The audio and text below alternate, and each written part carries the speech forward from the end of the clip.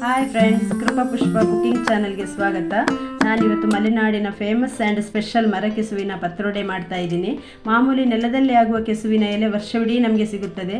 ಆದರೆ ಆಟಿ ಅಂದರೆ ಆಷಾಢ ಟೈಮ್ನಲ್ಲಿ ವರ್ಷಕ್ಕೊಮ್ಮೆ ಸಿಗುವ ಮರ ಕೆಸುವಿನ ಎಲೆ ಇದು ಮರದಲ್ಲಿ ಆಗುತ್ತದೆ. ಇದನ್ನು ನಾವು ವರ್ಷಕ್ಕೊಮ್ಮೆ ಒಂದು ಸಾರಿ ಆದರೂ ಮರ ಕೆಸುವಿನ ಪತ್ರೊಡೆ ತಿನ್ನಲೇಬೇಕು, ಆರೋಗ್ಯಕ್ಕೆ ಒಳ್ಳೆಯದು. ನಾನೀಗ ಒಂದು 10-15 ಮರ ಕೆಸುವಿನ ಎಲೆ ತಗೊಂಡು ಚೆನ್ನಾಗಿ ತೊಳೆದು ಒರೆಸ್ಕೊಂಡು ಇಟ್ಕೊಂಡಿದ್ದೀನಿ. ನಾನೀಗ ಅದ್ರ ಮೇಲಿನ ನಾರೆಲ್ಲ ತೆಗಿತಾ ಇದ್ದೀನಿ. ನಾರು ತೆಗೆದ್ರೆ ಒಳ್ಳೆಯದು ಅಂತ. ನಂತರ ಈ ನೆಲದಲ್ಲಿ ಆಗುತ್ತಲ್ಲ ಕೆಸು, ಅದ್ರದ್ದೆಲ್ಲ ನಾರು ತೆಗಿಬೇಕಂತಿಲ್ಲ, ಅದು ನಾರು ಇರೋದಿಲ್ಲ ಇದರಲ್ಲಿ ನಾರಿರುತ್ತೆ, ಅದು ಚೆನ್ನಾಗಾಗಲ್ಲ.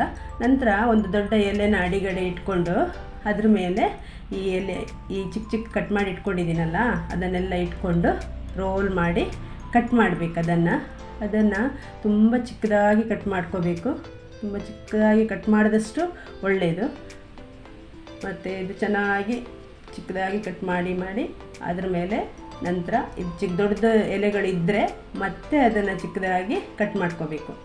ಚಿಕ್ಕದಾಗಿ ಕಟ್ ಮಾಡಿದರೆ ಈ ನಾವು ಅಕ್ಕಿ ಇಟ್ಟು ಕಡ್ದಿರ್ತೀವಲ್ಲ ಅದಕ್ಕೆ ಮಿಕ್ಸ್ ಮಾಡಲಿಕ್ಕೆ ಚೆನ್ನಾಗಾಗುತ್ತೆ. ನಂತರ ಇದೆಲ್ಲ ಕಟ್ ಮಾಡಿದ ಎಲೆಗಳನ್ನು ಬೇರೆ ತೆಗೆದಿಟ್ಕೊಳ್ತೀನಿ. ನೋಡಿ, ಇಷ್ಟ ಆಗಿದೆ. ನಾನು ಕಟ್ ಮಾಡಿದೆ 10-15 ಎಲೆ ಇದೆ ಅದರಲ್ಲಿ. ಅದಿಷ್ಟ ಆಗಿದೆ ನೋಡಿ ಫ್ರೆಂಡ್ಸ್. ಹುಣಸೆ ಹುಳಿ ನೆನೆಯಕ್ಕೆ ಹಾಕಿದ್ದೆ ನೋಡಿ ಫ್ರೆಂಡ್ಸ್, ಇಷ್ಟು ಬೇಕು. ನಂತರ ಹುಣಸೆ ಹುಳಿ ಯಾಕಂದರೆ ಅದು ಸ್ವಲ್ಪ ತುರ್ಕೆ ಬರುತ್ತೆ, ಅದರ ಉದ್ದೇಶದಲ್ಲಿ ಸ್ವಲ್ಪ ಹಾಕ್ತೀವಿ. ಈಗ ಒಂದು 3-4 ಗಂಟೆ ಅಕ್ಕಿ ನೆನೆಸಿಟ್ಕೊಂಡಿದ್ದೆ. ಅಕ್ಕಿಗೆ ಒಂದು ಹಿಡಿ ಮೆಂತ್ಯ, ಒಂದು ಹಿಡಿ ಉದ್ದಿನಬೇಳೆ ಹಾಕಿದ್ದೆ. ಅದನ್ನೀಗ ಮಿಕ್ಸಿಗೆ ಹಾಕೋತಾ ಇದ್ದೀನಿ. 7-8 ಮೆಣಸು, ಅಕ್ಕಿ, ನಂತರ ಹುಳಿ, ನಂತರ ಸ್ವಲ್ಪ ನೀರು ಹಾಕಿ ಸ್ವಲ್ಪ ಉಪ್ಪು ಹಾಕಿ ರುಬ್ತಾ ಇದ್ದೀನಿ. ಇದು ಫುಲ್ ತೀರ ನೈಸ್ ಆಗಲೂಬಾರ್ದು, ಮೀಡಿಯಮಲ್ಲಿ ಹುರಿದು ಗಟ್ಟಿಯಾಗಿ ಕಡಿಬೇಕು. ಅಂದರೆ ಇದನ್ನು ಮಿಕ್ಸ್ ಮಾಡ್ಕೋಬೇಕಲ್ವಾ ಎಲೆನ, ಅದಕ್ಕೋಸ್ಕರ ಗಟ್ಟಿಯಾಗಿ ಇರಬೇಕು ಇದು ಅಕ್ಕಿ. ಆನಂತರ ಫುಲ್ ಅದನ್ನು ಚೆನ್ನಾಗಿ ಮಿಕ್ಸ್ ಮಾಡಬೇಕು, ಒಂದಕ್ಕೊಂದು ಅಂಟ್ಕೋಬೇಕು. ಇದಕ್ಕೆ ಅಕ್ಕಿ ಹಿಟ್ಟಿಗೂ ಸೊಪ್ಪಿಗೂ ಒಂದಕ್ಕೊಂದು ಅಂಟ್ಕೋಬೇಕು. ಆ ಥರ ಮಿಕ್ಸ್ ಮಾಡ್ಕೋಬೇಕು. ನೋಡಿ, ಇಲ್ಲಿ ಮಿಕ್ಸ್ ಮಾಡ್ತಾ ಇದ್ದೀನಿ. ಮಿಕ್ಸ್ ಆಗಿದೆ ಎಲ್ಲ. ಪತ್ರೊಡೆ ಅಂದರೆ ಒಬ್ಬೊಬ್ಬರ ಮನೇಲಿ ಒಂದೊಂದು ಥರ ಮಾಡ್ತಾರೆ. ನಮ್ಮ ಮನೇಲಿ ನಾವು ಈ ಥರ ಮಾಡೋದು ಫ್ರೆಂಡ್ಸ್, ಚೆನ್ನಾಗಿರುತ್ತೆ. ಮತ್ತು ಇದೆಲ್ಲ ಮಿಕ್ಸ್ ಆಯಿತು ನೋಡಿ. ಮಿಕ್ಸ್ ಮಾಡಿಟ್ಕೊಂಡೆ. ನಂತರ ಒಂದು ಇಡ್ಲಿ ತಪ್ಪಲೆನ ಬಿಸಿಗೆ ಸ್ವಲ್ಪ ನೀರು ಹಾಕಿ ಬಿಸಿಗಿಟ್ಟಿದ್ದೀನಿ ನೋಡಿ. ಅದು ನೀರು ಬಿಸಿ ಆಗಬೇಕು, ಕುದೀತಾ ಇರಬೇಕು. ನಂತರ ಈ ಕಡೆ ನಾನು ಬಾಳೆ ಎಲೆನ ತಗೊಂಡು ಬಾಡಿಸ್ತಾ ಇದ್ದೀನಿ. ಅದಂದರೆ ಹಿಟ್ಟು ಅದ್ರ ಮೇಲೆ ಹಾಕಿ ಇಡಲಿಕ್ಕೆ. ಅದನ್ನು ನೋಡಿ ಬಾಡಿ ಆಯಿತು. ಅದನ್ನು ತೆಗೆದು ಎರಡು ಭಾಗ ಮಾಡ್ತಾಯಿದ್ದೀನಿ. ಹಾಗೆ ಬಾಡಿಸೋದ್ರಿಂದ ಎಲೆಗಳು ಬೇಗ ಹೇಳಿದ್ರೆ ಬರ್ತವೆ. ನೋಡಿ, ಈಗ ನೀರು ಕುದೀತಾ ಇದೆ. ನಾನೀಗ ಆ ಎಲೆನ ಬಾಳೆ ಎಲೆ ತಗೊಂಡಿದ್ನಲ್ಲ ಅದಕ್ಕೆ ಈ ಅಕ್ಕಿ ಹಿಟ್ಟನ್ನ ಬೇಯಕ್ಕೆ ಇಡಬೇಕಲ್ವ, ಅದಕ್ಕೋಸ್ಕರ ಇದನ್ನು ಹಾಕಿ ಇದರೊಳಗಡೆ ಇಡ್ತಾಯಿದ್ದೀನಿ ನೋಡಿ, ಪಾತ್ರೆ ಒಳಗಡೆ ಇಡ್ತಾಯಿದ್ದೀನಿ.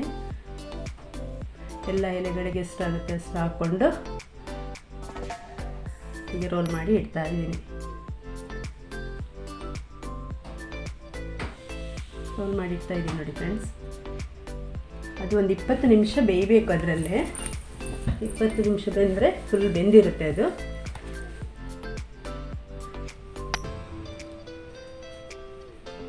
ಈಗ ಮುಚ್ಚಳ ತೆಗೆದು ನೋಡ್ತೀನಿ ನೋಡಿ, ಬೆಂದಿದೆ.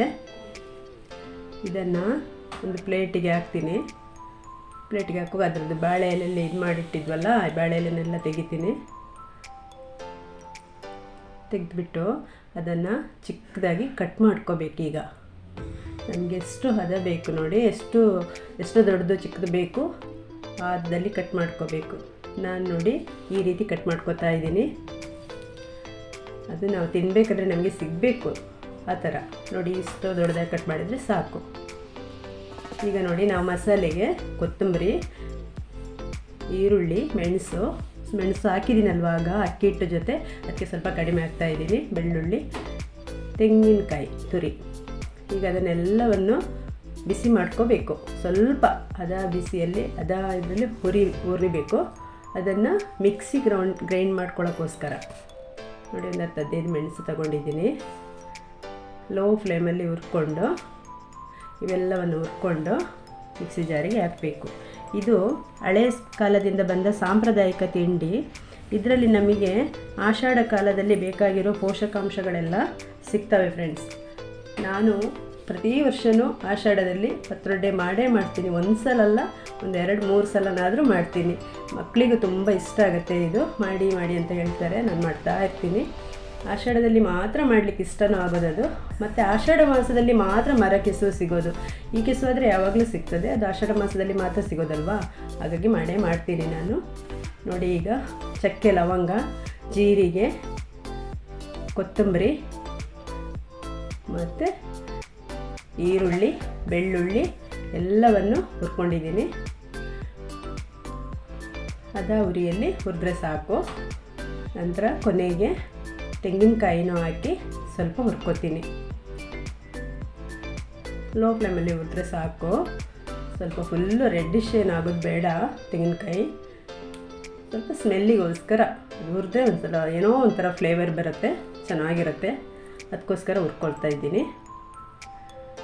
ಇದೆಲ್ಲ ಹುರಿದಾದ ನಂತರ ಮಿಕ್ಸಿ ಜಾರಿಗೆ ಹಾಕ್ಕೊಂಡು ಫುಲ್ಲು ನೈಸ್, ತುಂಬ ನೈಸ್ ಆಗಬೇಕು. ಸ್ವಲ್ಪ ಅರಿಶಿನ ಪುಡಿನೂ ಹಾಕ್ಕೋಬೇಕು. ಫುಲ್ಲು ನೈಸ್ ಆಗಬೇಕು. ನೈಸ್ ಆದಷ್ಟು ಒಳ್ಳೆಯದು, ಚೆನ್ನಾಗಾಗತ್ತೆ.